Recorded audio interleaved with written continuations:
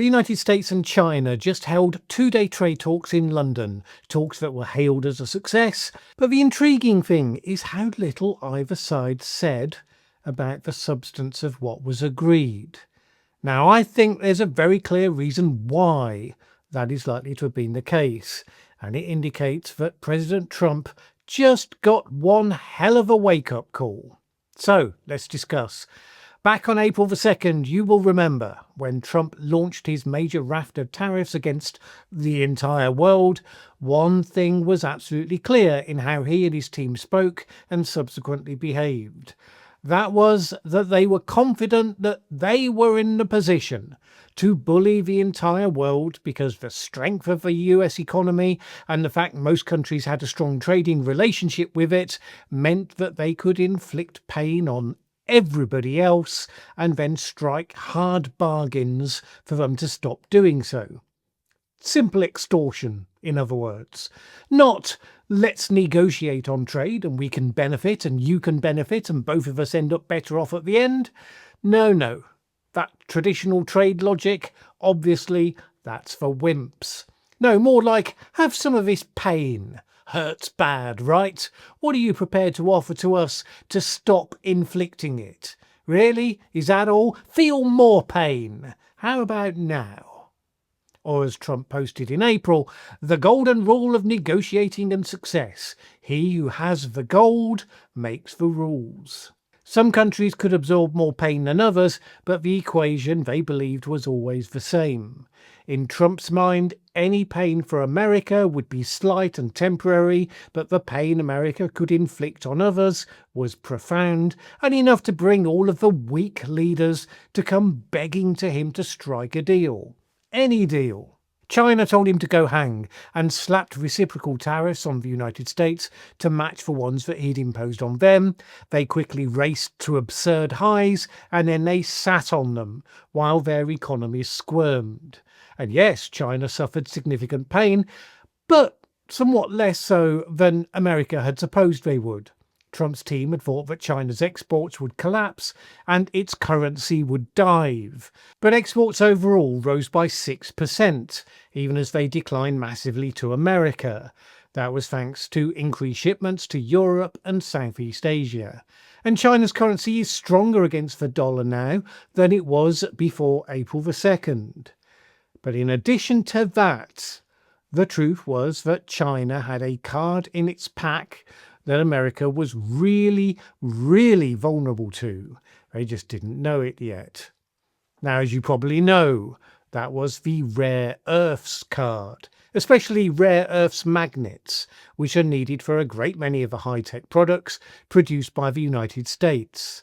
And not just cars and laptops and even Elon Musk's Optimus robots. China produces the entire world's supply of a rare earths mineral called samarium. Samarium is a rare earth metal that is required, that the United States absolutely needs, in order to build fighter jets, missiles and other military hardware. That's because samarium produces heat-resistant magnets. They keep their magnetic properties even when exposed to temperatures that would be hot enough to melt lead, which standard rare earth magnets do not. On April the 4th, when China was announcing its increased trade tariffs as a response to Trump's unilateral attack on them, it also stopped the export of 7 strategically essential kinds of rare earth metals and magnets, including that one. Now, it took time. A bunch of overconfident and frankly arrogantly drunk on their own power Americans did not immediately really understand how big a deal that was. They thought they had tutored the world on how to strategically use trade policy to maximize the leverage you have over others while minimizing the pain on your own people. Well, they had no idea. After weeks of a trade standoff, with retailers like Walmart and Costco warning that soon prices would be rising in the stores, some of the shelves would be empty, they finally persuaded the Chinese to sit down with them for discussions. China had said in advance that substantive discussions could only take place once the new unilateral tariffs were removed. And basically, those first negotiations in Geneva agreed to do that, to remove those new tariffs. It seems as though the American side took it as read, that would include the non-tariff barriers and the rare earths would just start flowing again like water in exactly the quantities they had before. But they didn't. Some of them began to flow, but more constrained by a new licensing system and no samarium. Trump responded in the only way he knows how, bad-mouthing the Chinese, slapping new restrictions on them, banning Chinese student visas. And then, finally, he and Chinese President Xi Jinping spoke by phone at Trump's request. And that led to this two-day meeting in London. And you know what happened to that discussion? Well, we don't entirely know. A deal was clearly done to get the rare earths flowing again, we know that.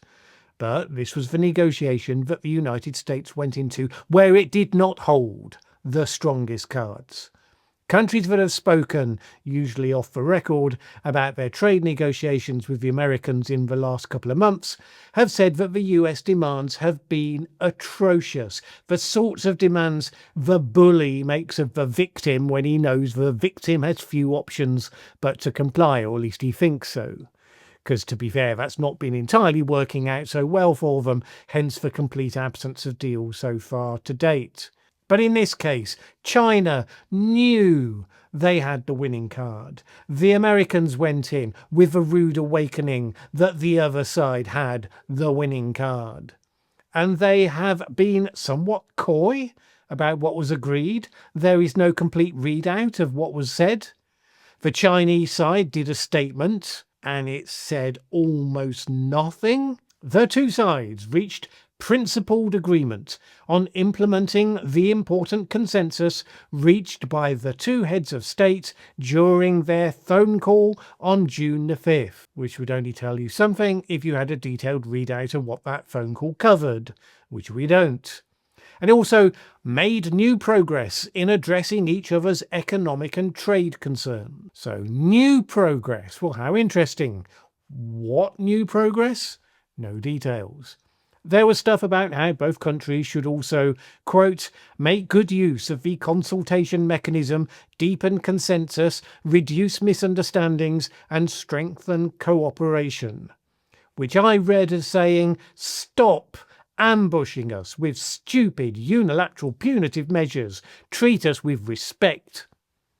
The sort of thing you can demand when you're negotiating from a position of strength. The big Chinese complaint on the US has been that America tries to restrict China's access to advanced semiconductor chips to try to prevent them from being able to develop much of their own tech sector to match or even possibly surpass that of the United States.